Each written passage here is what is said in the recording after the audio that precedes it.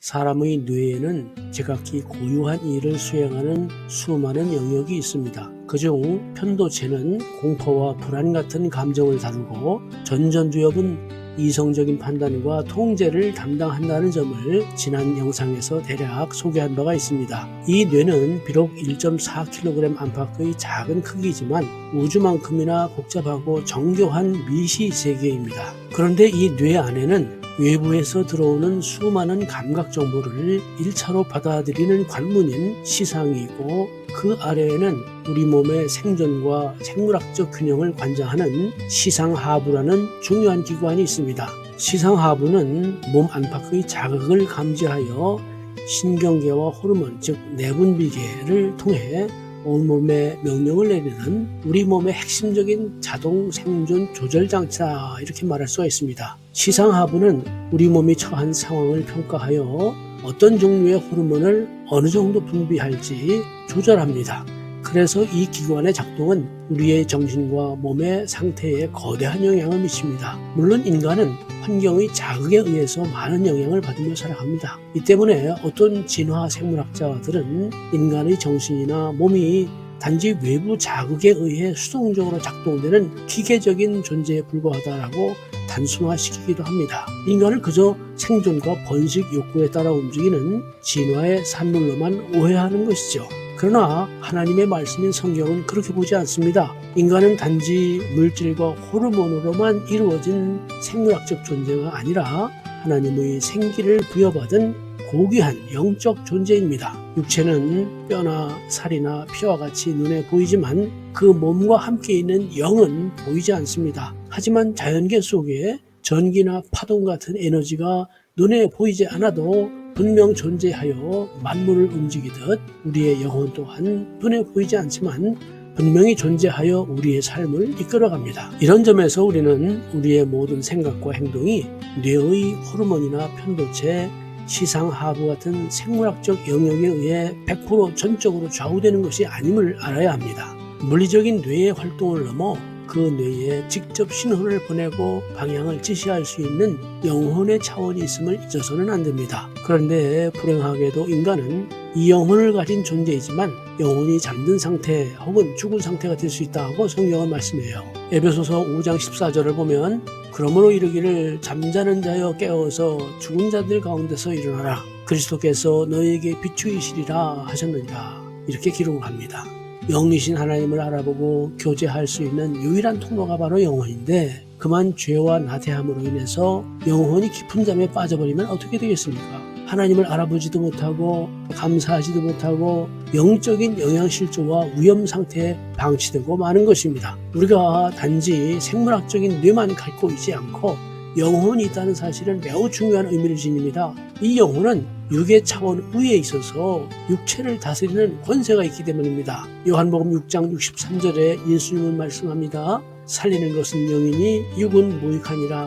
내가 너희에게 이른 말은 영이요 생명이라. 또 로마서 8장 13절과 14절도 말씀합니다. 너희가 육신대로 살면 반드시 죽을 것이로되 영으로서 몸의 행실을 죽이면 살리니 무릇 하나님의 영으로 인도함을 받는 사람은 곧 하나님의 아들이라. 영이 육을 컨트롤하고 다스린다는 선포입니다. 우리는 살면서 수많은 현실의 고통과 스트레스를 겪죠. 외부의 자극이 고통을 주기도 하지만은 때로는 우리 내면에서 뇌의 신경회로가 왜곡되거나 오작동해서 그 고통을 더 크게 증폭시키기도 합니다. 본래 하나님은 세상과 인간을 보시기에 좋게 창조하셨지만 인간의 타락 이후에 이 땅의 모든 환경은 죄 아래서 제 기능을 잃어버렸습니다. 그 결과 우리의 몸과 뇌도 거대한 스트레스의 쓰나미 앞에서 쉽게 무너지는 거예요. 스트레스가 반복되면 이성적 판단을 하는 전전두엽의 기능이 약화되고 생존 조절 장치인 시상하부가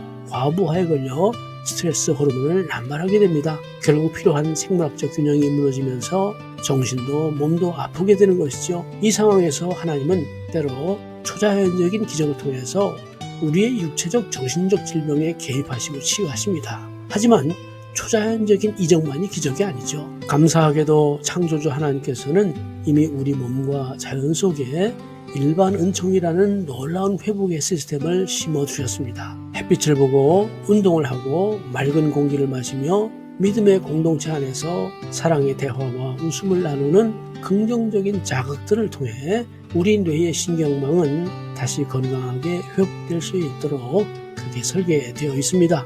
그러나 이 모든 치유와 회복의 노력이 실제로 풍성한 열매를 맺기 위해서 가장 결정적인 역할을 하는 것은 바로 우리의 영혼입니다. 영혼은 하나님과의 영적인 네트워크를 갖는 영원한 존재입니다. 이 영혼이 하나님의 다스림 아래 깨어날 때 놀라운 하향식 조절, 즉 탑다운 방식의 역사가 일어나는 겁니다. 깨어있는 영혼은 우리 뇌의 최고 사령탑인 전전두엽에 하나님의 영적 신호를 보냅니다. 하나님이 계시니 평안하라, 너를 사랑하시니 두려워 말라, 어떤 상황에서도 안심하고 그분의 전능하신 도움을 구하라. 이런 영적인 음성이 전전두엽을 채울 때 불안으로 날뛰던 편도체는 진정되고 신체의 명령기지인 시상하부는 스트레스 호르몬 대신에 세로토닌, 도파민, 엔돌핀과 같은 건강한 신경 전달 물질을 온몸으로 방출하라는 올바른 명령을 하게 되는 거죠. 비로소 하나님이 원래 선하고 온전하게 창조하신 몸의 질서가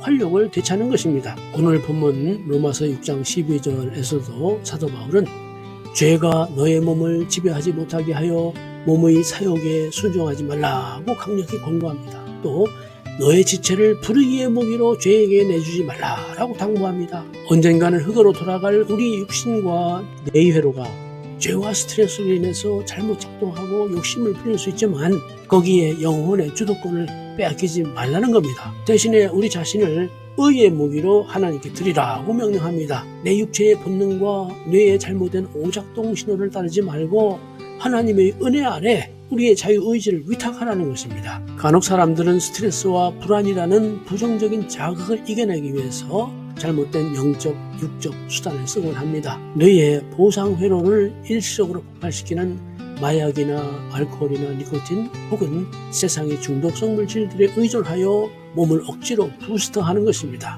이는 뇌를 속이는 일이에요. 잠깐은 쾌감과 평안을 주는 듯 보이지만 이 물질들은 뇌의 신경 전달 물질 수용체를 완전히 망가뜨려서 결국 더 큰 결핍과 파멸을 가져옵니다. 뇌와 몸을 완전히 황폐하게 만드는 죄의 덫입니다. 그래서 바울은 다시 한번 선포합니다.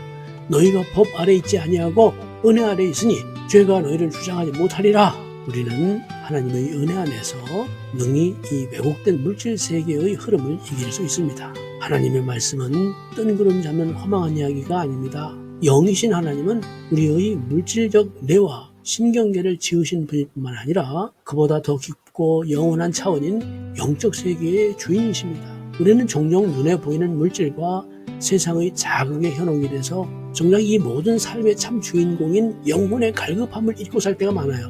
이것이 바로 영혼이 잠든 상태인 겁니다.